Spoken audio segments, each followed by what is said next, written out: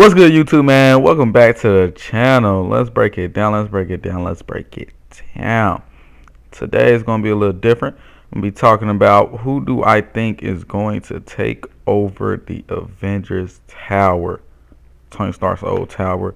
Who do I feel like is going to take it? I got a list for y'all.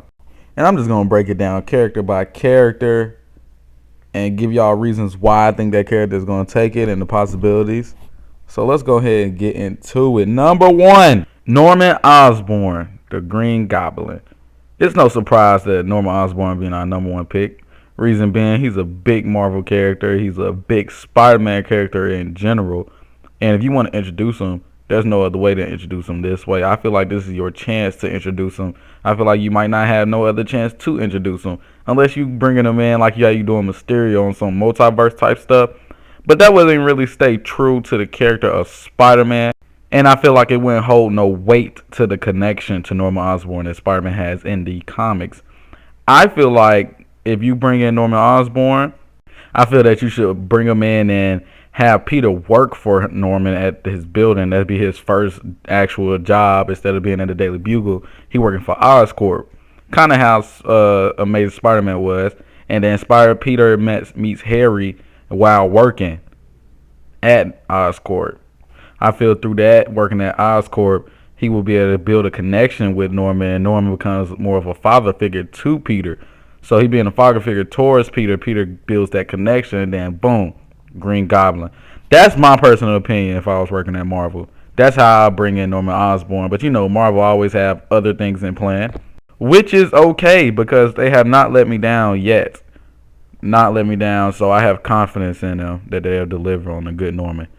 But number two, Reed Richards, also known as Mr. Fantastic, Mr. Stress 'em all. Boy, you know his name. He got many names. Mr. Fantastic. I feel like that's a good option, and it's possible. It's possible that we can get introduced to Reed Richards and Fantastic Four through them buying the building. But also it's not possible just because of them introducing the multiverse. And I feel like that's probably how they would introduce these Fox characters. But I would love to see at the end credit scene Reed Richards is the one that actually bought the building out. That would be crazy, a big twist. It would make me feel good about the future of Marvel in general. I feel good about the future, but we're kind of in the dark right now until the summertime when we get that new slate. But I would love to see one of the post-credit scenes Reed Richards is actually buying, or the number 4 pop up on the side. It wouldn't be the number 4 because I guarantee they're going to show us the origin story yet again, which is smart too because most of the people that's watching Marvel now, well, a lot of the demographic is kids that haven't even seen the original Fantastic Four or don't read comics, so they wouldn't really know the origin story of the Fantastic Four. So Reed Richards, he's a scientist first, so I think it would be smart if he buys the building. And I wouldn't be surprised if he already knew Tony Stark before anything, because scientists, they know each other. So that's my second pick. Number 3, this is a live ball right here, Kingpin. Now this is not a big pick for me, but I don't know if it's not possible, because Kingpin, they could reintroduce Kingpin, and I don't mean the Netflix version of Kingpin. I mean a whole different Kingpin.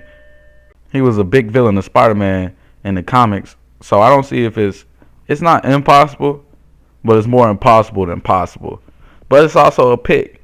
Like, just keep your eyes open. Kingpin, he's a big boy. That man got big money. He's a crime boss, drug lord. He could get it done. Number 4. This is my final pick, Dr. Doom. Now listen, I know what you're thinking. No, actually, I don't know what you're thinking. But Dr. Doom is like, he was a scientist first.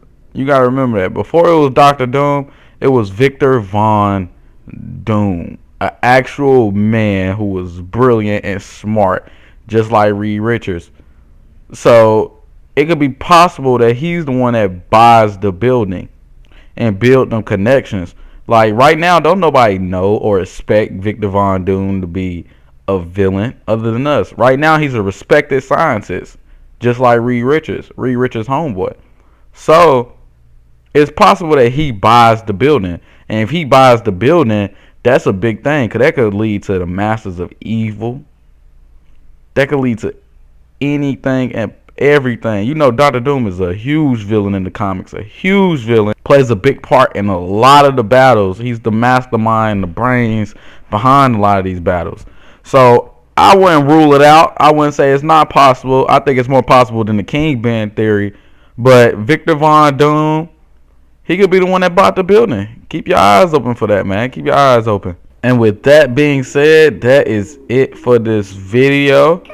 I appreciate you watching the video. Today we broke down who might have bought Oscorp. Well, not Oscorp. That's what I think gonna buy.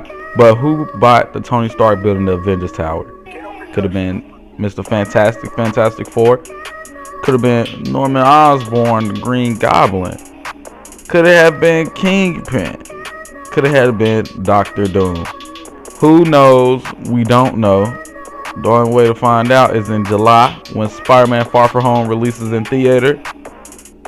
But for right now, it's just speculations and theories, hoping that we right. But that's all for this video. You just watched another breakdown. We broke it down. We broke it down. We broke it down. Make sure you subscribe, comment, like. Leave a comment down below what else I should react to or what else I should break down, what other theories we should talk about. Your boy out. Peace.